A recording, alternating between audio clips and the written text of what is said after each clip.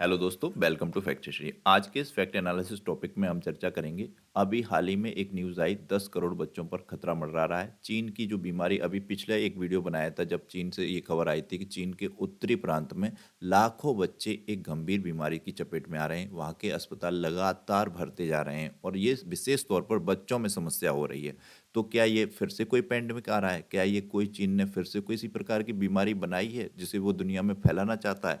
तो इसके बाद अपने भारत देश में राजस्थान में एक एडवाइजरी जारी की गई थी इससे पहले। अब यूपी में एडवाइजरी जारी की गई है। यूपी के 10 करोड़ बच्चों में इसी तरीके के हल्के-फुल्के सिम्पटम्स देखे गए हैं। उतने हाई लेवल के तो नहीं है जितने चीन में हैं, परंतु कुछ लेवल के हैं। तो इस पे ज़रूरी है हमारा जो है हेल्थ एक्सपर्ट्स हैं वो इस पे कुछ अपनी राय रखें और इसके लिए विशेष इंतजामात रखें।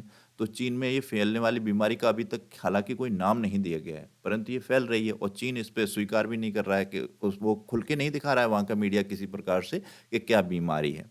तो परंतु ये भारत में इस तरीके के वही सिम्पटम्स हैं जो वहाँ पर हैं, तो इसके लिए चेतावनी जारी की गई है। किस तरीके की चेतावनी जारी करी गई है, इसको सब जानेंगे। तो इस पीपीटी में जानते हैं, चीन में तेजी से फैल रही रहस्यमय बीमारी को लेकर केंद्र सरकार ने अलर्ट जारी किया है। अस्पतालों में बेड, स्टाफ, दवाएं, एंटीबायोटिक्स, ऑक्सीजन सिलेंडर पर्याप्त मात्रा में मौजूद के आदेश दिए।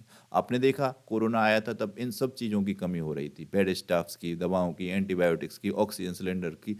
इस सब का बुरी तरीके से ये बड़ा परेशानी थी, इन सब चीज़ों के लिए मारा मारी थी। हालांकि किसी गंभीर बीमारी को लेकर अभी विशेषज्ञों ने चीन पर मतलब चीन के हालात पर एक तरीके से नज़र बनाए हुए हैं। चीन से आ रही है ये सब समस्याएं, तो चीन पर ही नज़र बनाई जाएगी किस तरीके से वहाँ का क्या माहौल है, उसी तरीके के अपने देश में इंतजाम किए जाएंगे। इसी बीच ये रहस्यमय बीमारी निमोनिया को लेकर एक डर जैसा माल उत्तर प्रदेश में विशेष तौर पर बना हुआ है और 10 करोड़ बच्चों पर इस तरीके के सिम्टम्स का एक जो मतलब सर्वे हुआ उसमें आया।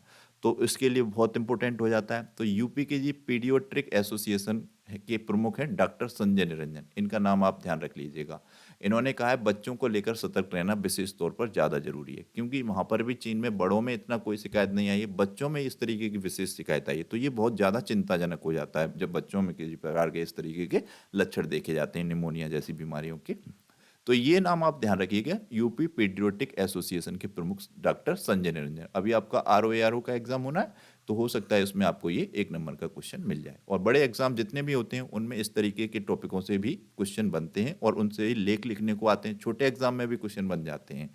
तो ये आपको विशेष तौर पर ध्यान से देखना है वीडियो और सुनना भी है। चीन की इस रहस्यमय बीमारी को लेकर बिना ठोस जानकारी के इन्होंने कहा है कुछ भी नहीं कह सकते, परंतु हम जो है अलर्टनेस पर रहेंगे, यानी कि हम अलर्ट तो रहना ही चाहिए इस पर। अगर हमारे पड़ोसी देश में कुछ हो रहा है, पड़ोसी के यहाँ कुछ भी घटना घटे, कुछ भी हो, तो हम विशेष तौर पर आदमी को सतर्क रहना चाहिए, उसका प्रभाव तो रहता ही है।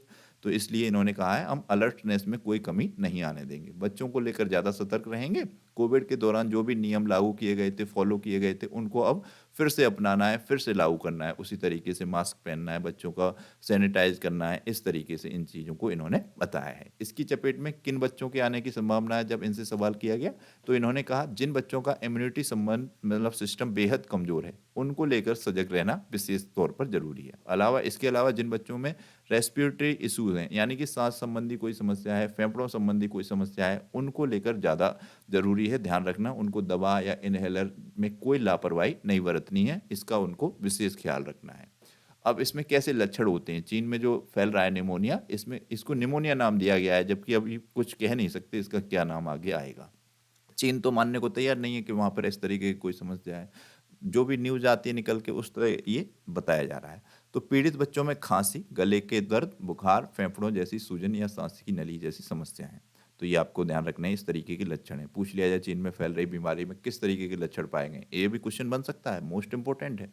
तो ये इस तरीके के लक्षण विशेष तौर पर हैं। माइकोप्लाज्मा निमोनिया के अलावा कोई वायरल फंक्शन भी इन्फेक्शन भी होता है इसमें। और बच्चों में फैले बैक्टीरिया या वायरस को को इन्फेक्शन या क्रॉस इन्फेक्शन कहते हैं। पूछ लिया जाए आपसे एग्जाम में, बच्चों में फैले बैक्टीरिया या वायरस को क्या कहते हैं, तो को इन्फेक्शन या क्रॉस इन्फेक्शन कहा जाता है। सामान्यतः बच्चों के विपरीत चीन में फैले निमोनिया में मतलब सामान्यतः जो निमोनिया होता है उसमें कफ की समस्या होती है, लेकिन चीन में जो निमोनिया हो रहा है उसमें कफ की समस्या नहीं दिख रही है। उसके अलावा सूखे प्रकार की जो भी लक्षण है वहाँ पर, वो उन सबको देखा जा रहा है। गंभीर बच्चों के लंग्स और पल्मोनरी नोडुल्स में ये यानी कि चकत्ते दिखाए गए हैं। उनकी पल्मोनरी धमनी जो होती है उसमें ये गोल गोल गोल चकत्ते का निशान आए हैं, जब वहाँ पर जो भी रिसर्च हुई हो, जो भी उनका जो भी होता है वो किया गया हो, यानी कि एक्सरा वगैरह जिस तरीके से मशीनों के द्वारा उसमें ये गोल चकत्ते दिखाई पड़े हैं, ये हमको ध्यान रखना है। हेल्थ मिनिस्ट्री की ओर से एक एडवाइजरी जारी की गई है। उन्होंने कहा है कि अस्पतालों में बेड, स्टाफ की कोई कमी न होने पाए, जरूरी दवाएं, एंटीबायोटिक को स्टाफ रखे, ऑक्सीजन सिलेंडर पर्याप्त मात्रा में रखे। ये सब इसलिए इन्होंने जारी किया है क्योंकि कोरोना के दौरान विशेष तौर पर इन चीज़ों की कमी हो गई थी। लोगों में मारा मारी हो गई थी, 50-50 हज़ार, 1-1 लाख के ये ऑक्सीजन सिलेंडर बिक रहे थे। तो इन्होंने कहा है पहले से इनका इंतजाम किया जाए और विशेष तौर पर हम किसी प्रकार की कोई कमी नहीं होने देंगे और इस बीमारी पर आने से पहले ही इसको रोक देंगे, इस तरीके की इनकी बात रही है। पीपीई किट और टेस्टिंग किट उपलब्ध रहें, संक्रमण को फैलने से रोकने के लिए बनाए गए इन्फेक्शन कंट्रोल प्रोटोकॉल की समीक्षा करते रहें, इस तरीके से इन्होंने कहा है। अब यहाँ पे पीपीई किट के बारे में हमें जानकारी होनी चाहिए। पीपीई किट की फुल फॉर्म क्या होती है? तो इसकी फुल फॉर्म होती है personal protective equipment. Personal protective equipment ये भी पूछी जा सकती है एग्जाम में, आपकी छोटे लेवल के एग्जाम में भी, सिपाही का जो भर्ती हो आपकी या कोई भी हो शिक्षक भर्ती, इसमें भी ये पीपीई की फुल फॉर्म पूछी जा सकती है, personal protective equipment. National institute of health के अनुसार पर्सनल प्रोटेक्टिव इक्विपमेंट को विशेष तौर पर डिजाइन किया जाता है जो किसी गंभीर बीमारी या फिर सर्जरी के इलाज के दौरान पहनने के लिए इस्तेमाल की जाती है। ये देख सकते हैं आप इमेज में, ये होती है पीपीई किट।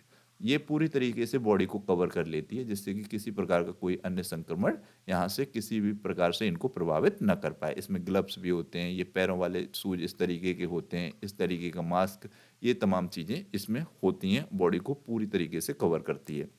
ये वहाँ पर मौजूद जो होते हैं पेशेंट के पास, जो भी डॉक्टर्स हों या नर्सेस हों, उनको दी जाती है, उनकी ही रक्षा करेगी। ये केवल पहनने वाले की रक्षा करती है, अगर ये पहनने के अतिरिक्त दूसरा व्यक्ति खुलेआम घूमे उसकी रक्षा थोड़ी करेगी।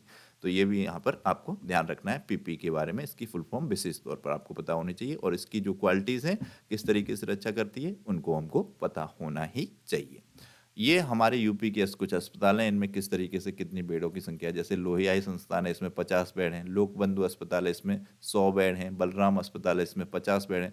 ये काफ़ी कम है बेडों की संख्या वैसे देखी जाए तो। अब इतनी ही है, तो ये यूपी के कुछ अस्पतालों के नाम भी आप ध्यान रखें। KGMU, SGPGI, लोहिया संस्थान, लोक बंधु अस्पताल, बलराम अस्पताल, ये इनमें इस तरीके की बेडों की जानकारी है। ये आपको और हमको सबको पता होनी चाहिए।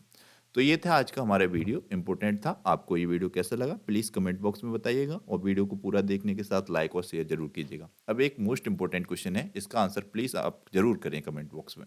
भारत का पहला एम्स कौन सा है? इस 4 ऑप्शन में से आपको राइट आंसर बताना है कि भारत का पहला एम्स कौन सा है और किस वर्ष में इसकी स्थापना की गई थी। साथ में ये भी आप बता दीजिएगा। कमेंट बॉक्स में आपको नहीं आता है तो प्लीज़ आप कमेंट कर दीजिएगा, मुझे इसका आंसर नहीं पता, तो मैं आपको रिप्लाई में राइट आंसर बताऊंगा। अगर आपका आंसर राइट होगा तो मैं थम्स अप करूंगा। चैनल को अब तक सब्सक्राइब नहीं किया है तो प्लीज़ इसको सब्सक्राइब कर लीजिएगा, बेल आइकन को प्रेस कर लीजिएगा जिससे कि तुरंत नई वीडियोज़ का आपको नोटिफिकेशन मिल सके। Thank you so much.